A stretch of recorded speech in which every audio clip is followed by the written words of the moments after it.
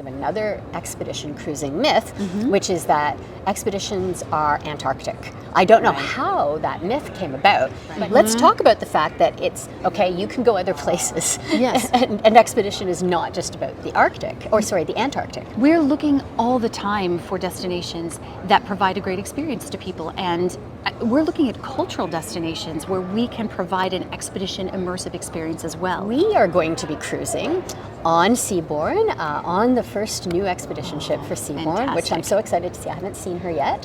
And we're going to be navigating around Iceland and Greenland. But the Arctic, it's this very broad term that covers all these different countries, all these different communities.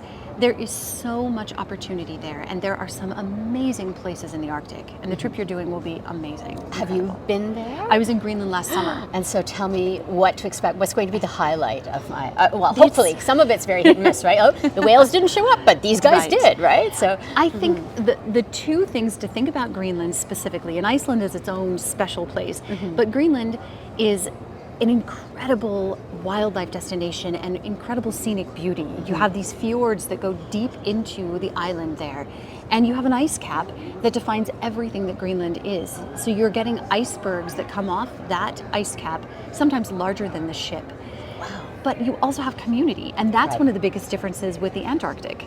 You have people that have been living in the Arctic for generations. And in fact, Viking ancestry too, right? So there's Viking history in those places. Definitely. Too. Yeah. You have the Vikings, you have the Inuit people, you have a history of exploration that's come through there, and all of that has really colored the experience. So you're getting the human story, and you're getting the amazing natural history.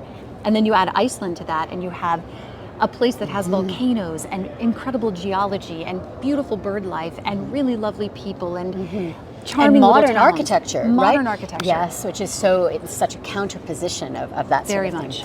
So I'm going to pick your brain. I might ask you to be revealing something to us. So if Seabourn is looking for new expedition, new places for expedition that sort of maybe break the mold a little bit of what people think of expeditions being, can you tease us where that might be or what that might look like? Ooh, break the mold. I would say that when we're looking at places that are a little bit harder for people to buy into. You know, you hear the Arctic, the Antarctic, there's something very romantic about that. But Papua New Guinea is a place that we are absolutely putting a focus. The Kimberley in northwestern Australia, amazing spot. And where you have these, you have incredible natural history experiences, but again, you have this amazing culture that has generations of history. And so those are places people wouldn't ordinarily think of. They are incredible for expedition. And I think that actually raises a good point, which is I've been on a number of Seabourn cruises and other cruise lines where you have people who travel, are lucky enough to travel quite a lot, and they go and sit down at the future cruise booking desk on the ship and they say, take me to somewhere I haven't been. And expedition cruising can do that. Definitely. So the Kimberley, for example, lots of these places are not places where large ships or even full-size Seabourn ships can go, but expedition ships can. So it actually opens up literally a whole new world of ports and opportunities and destinations for very seasoned travelers. People who have done and seen everything. What we want to do is give them a chance to experience something that they haven't considered before. And like you said, what are the places that people haven't really thought of? We're always looking for those. And even if they're places where tourism has some infrastructure, they're still not often visited. They're still hard to get to, unless you have a vehicle on the water or a vessel. Exactly. And I talk about this so often. I think expedition cruising highlights this as well. There are people who wrongly, in my opinion, say, oh, well, cruising isn't authentic.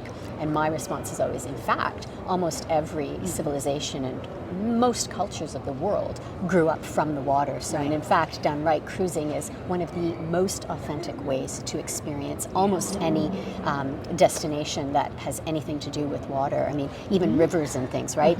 Cultures and cities and civilizations were water-based. So being able to, as you say, just access them, but then also it's the authentic way to access them. It really is.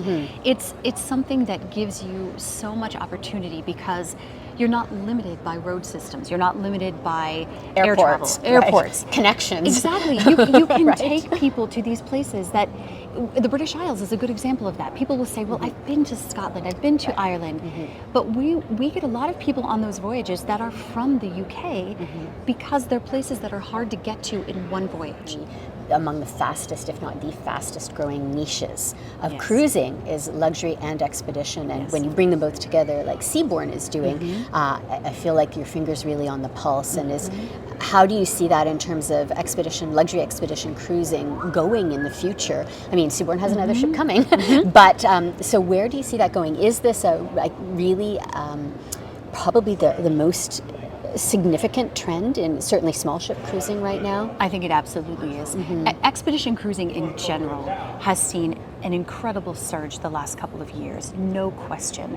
The luxury expedition market is a smaller aspect of that, but growing very, very fast. And I think it's upon all of us to be very conscientious of that and not have our heads in the sand, not pretend like this growth isn't happening, and to operate in ways that are as sustainable as we can be, communication with local communities, limit on access to places that we feel are vulnerable. Or Responsible, and at the same time Very. giving people that rich experience that Yes. they literally can't have any other way. Definitely. We want them to feel like they're doing something that they can't do on their own, and they're also getting the benefit of the expertise that we bring on board to help them really feel like they've really experienced it. And their lives have changed. I think it's very transformational. We hope so. That's really the bottom line.